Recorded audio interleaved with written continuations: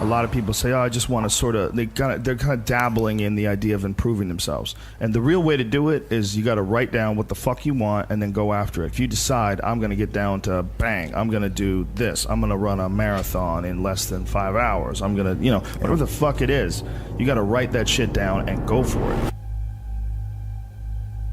Well, my workout, I schedule every Sunday. I schedule everything that I'm going to do during the week. I say I have to do yoga 2 times this week, I have to lift weights 3 times this week, I have to run twice this week, and however I fit that in, I fit that in, but I owe those things. And you don't need 2.5 hours. You can get a great workout in 40 minutes, and that's all you need for the whole day, 100%. Yes.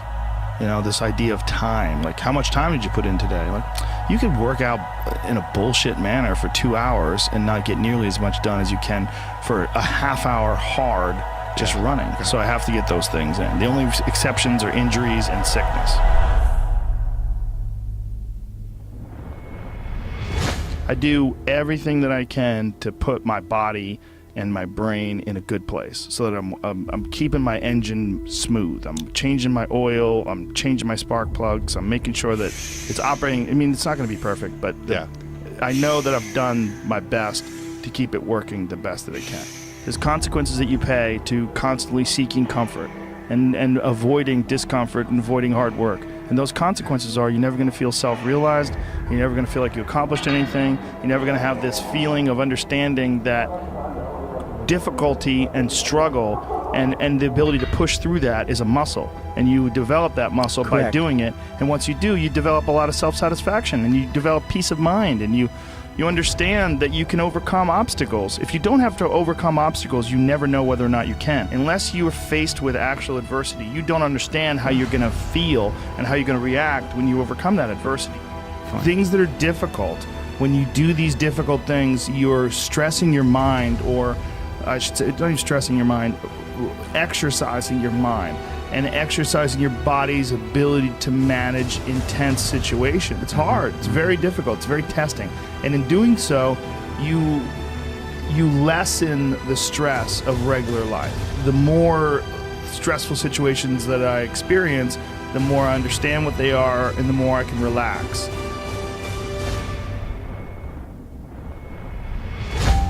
But it's also like a matter of constantly being exposed to these stressful situations where there's not a long break in between doing stand-up or a long break in between martial arts training where to the point where anxiety can build up, and then once you get into it, it's almost an unusual situation instead of a usual one. What I tell people is the best advice that I've ever heard, the best advice I ever came up with, is that live your life like you're the hero in your movie. And right now is when the fucking movie starts and your life is a shitbag disaster. Pretend you are, right now, you're in the part of the movie that starts and it shows you as a fucking loser. And just decide not to be a loser anymore. Live your life like there's a documentary crew following you around and you are analyzing your own behavior. Do what you would want to do so that your kids one day would look back at it and see that documentary and look on it with pride, like, wow, my dad was a bad motherfucker. He really did what he had to do.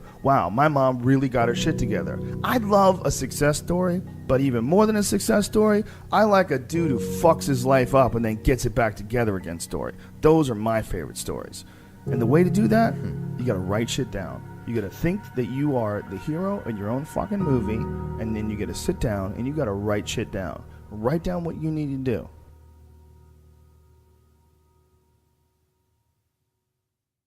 You have to be the hero of your own story, and you can do that. 90% of it is just showing up. Get there and start working. Like, you're not going to feel perfect every day.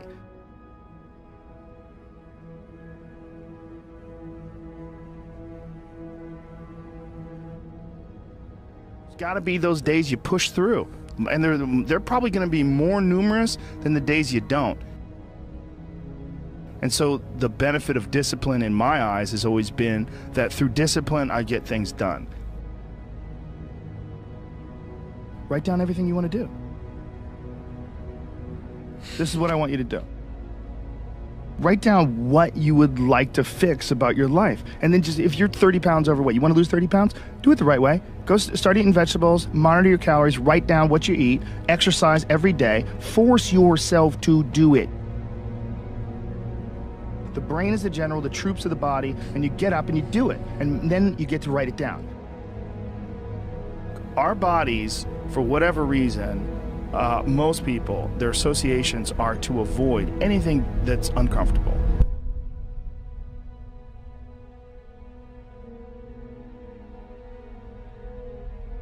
It's so illogical, because when you look at comfort and you look at success and progress and the feelings of accomplishment and of getting past certain hurdles in terms of like how you feel about life, a lot of those are connected to discomfort. Like, discomfort is your friend.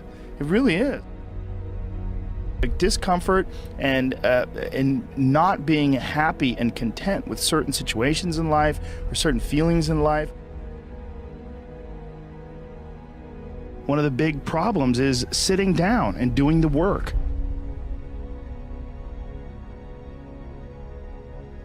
And he labels it like an enemy. He calls it resistance, you know, and that you have to sit down, you have to overcome resistance, and that the pro goes to work. And it doesn't matter if you're sick, doesn't matter if you have kids, it doesn't matter what, you're a pro and you go to work. And that just, it puts it in your head that this is what I do. You have pride in that. And then when you are in front of that keyboard and you look down the count, it says put 1,000 words in, you're doing the work. Yeah. And out of that work, gems blossom. And it's about resistance that people feel when you know you should write, or you know you should paint, or whatever you should sculpt, whatever these things are that you pursue. And that there's this thing that comes up that tries to keep you from doing that. This resistance. You're not a hero in your own eyes. You're not someone who you respect.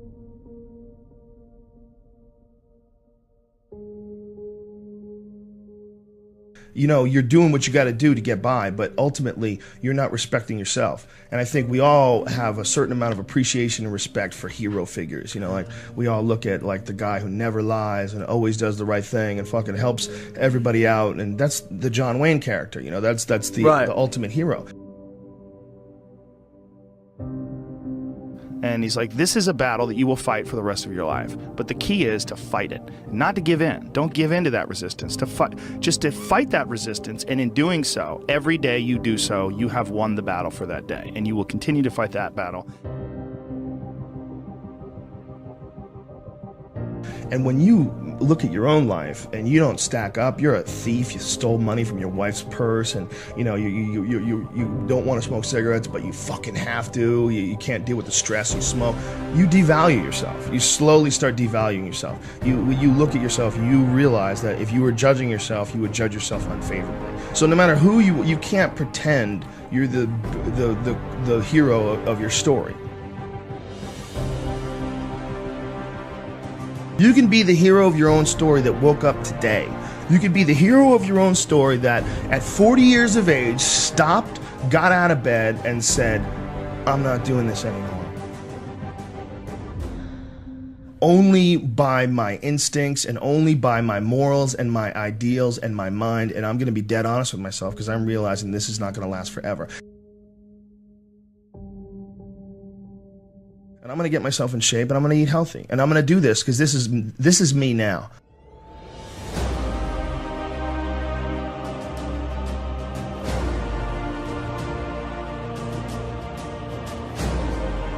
I decide that this is me. And people have to realize that you are not your past. You are not all the times you fucked up. You're not all the times you were drunk. That's not you. What you are the person who's learned from a great deal of experience. When you're alone with your thoughts, you get an idea of what your thoughts actually are. If you live your life just acting constantly on the momentum of other people's expectations, of you wanting to be liked by these other people, you can run into a trap, and you set up a life that you didn't really want. Your life is certainly some sort of a journey. It's certainly some sort of a journey. You're trapped in this situation where you have a mortgage, you've got credit card bills, you've got student loans you have to pay, you have a bunch of shit going on that you have to continue to feed. And all that, and especially if you have a family and you have to feed them, oh my goodness. Then you're fully locked in. You can't take any chances whatsoever. And oftentimes people make the mistake of getting stuck. And it is just a tactical mistake, just like it would be a mistake if you got stuck on a video game. Just like it would be a mistake if you followed a map incorrectly and you get stuck in the woods.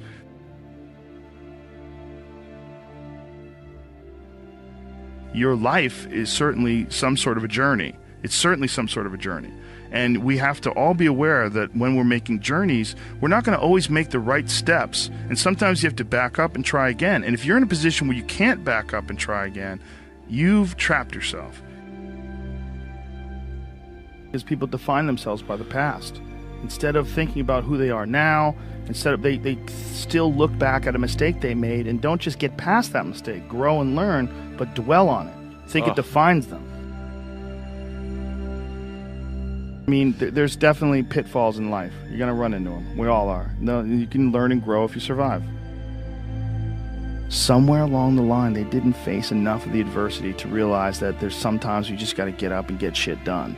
There's sometimes where you have to fucking pull yourself up and you have to push forward even if you want to stay in bed.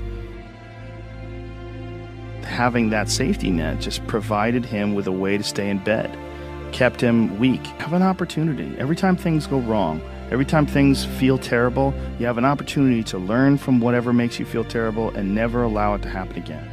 Push forward. The system will set out honeypots for people to get trapped in.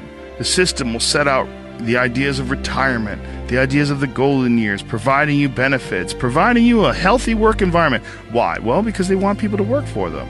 They don't want people to realize their own dreams and escape. They want to set it up so that you stick around. Stick around in some sort of an unsatisfying world. It's up to you to see that video game problem, to see that issue as it comes up on the map. No, I think this is a right turn. To see all the problems that could potentially lay in front of you and calculate your future. And then also look around all the people that didn't do it and look at the misery that they're in and learn that you don't want to be like them.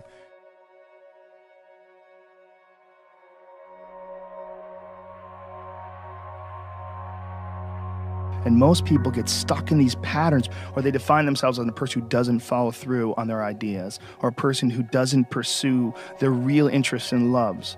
You define yourself by that. Well, I guess when I start things and I quit. No, you don't. No, you have started things and you quit. And it gives you a horrible sense of regret that's made you define yourself by that. You don't have to do that. If I look back on anything I've ever done, mistakes I've ever made, paths that something that I put out that I didn't quite think, man, maybe I just waited 3 months before I released that, or maybe I should have, re-edited that blog post a couple more times before I put it online, or things that I've done have driven me crazy, but yelling at someone I didn't have to yell at them for, whatever. But the most important thing is always for all people to recognize that you're not who you were a year ago. You're not who you were 5 years ago. You're not who you were last week. So you got to regulate how much you dwell on regrets of the past. You really got to be careful.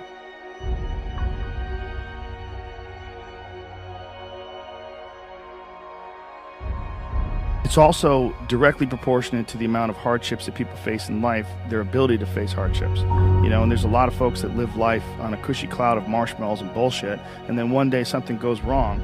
And then look at the people that have kind of taken chances and navigated their way. What did they do differently than you?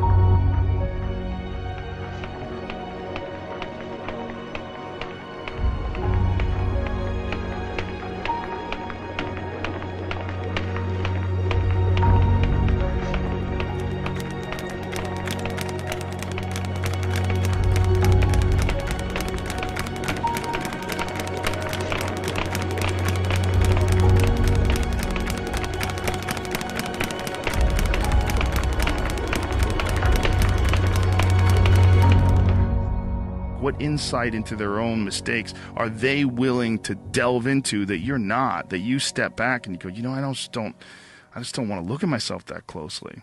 But the person who's able to look at themselves the closest is going to get the more rational results.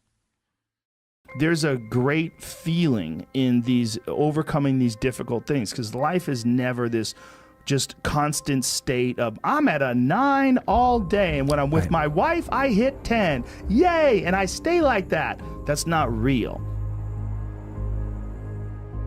It all comes from life lessons, and the lessons are learned through struggle. And I think that there's a lot of people out there that think somehow or another you're going to get to some place where you're living in silk sheets and you're getting your toes done while someone's dropping grapes into your mouth. I don't want that. I've never wanted that. That guy's not going to be happy.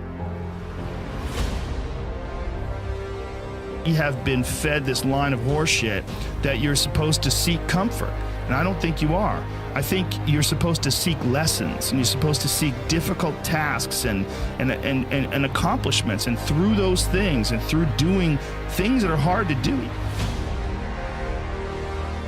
Because if I just think, well, tomorrow I'm just going to coast and eat Twinkies and watch TV. Oh, hello, sadness, my old friend. Hello, depression. And we can pretend that we're something other than what we really are. And we can pretend, nah, me, man, I'm just cool, just chilling, doing nothing.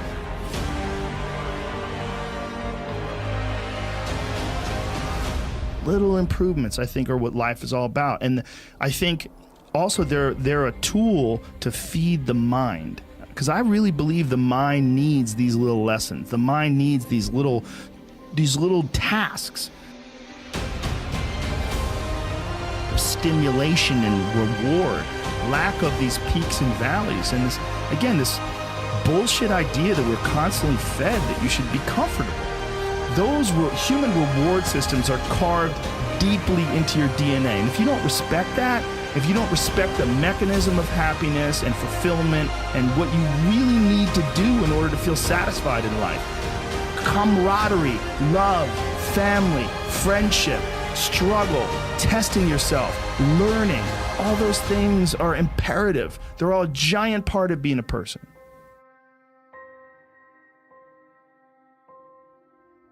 Improvements over things. That's why doing difficult things is good.